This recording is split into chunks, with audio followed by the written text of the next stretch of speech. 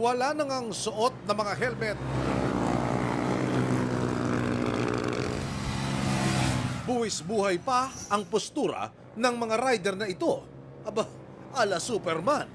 Ayon sa Philippine National Police Highway Patrol Group o PNP-HPG, kasali ang mga motorsiklong ito sa tinatawag na bitaw o yung illegal na karera na kailan lang ay nakunan ng video sa bypass road sa San Rafael, Bulacan.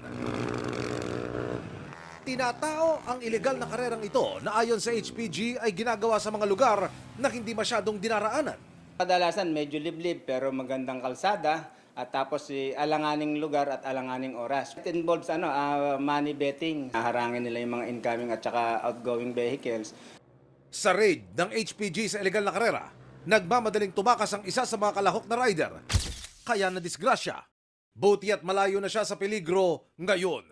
Hindi naman bababa sa 10 mananaya o sangkot mismo sa illegal na karera ang inaresto. Maaring silang madisgrasya or silang makadisgrasya. So alam naman natin na humaharurot yung mga to.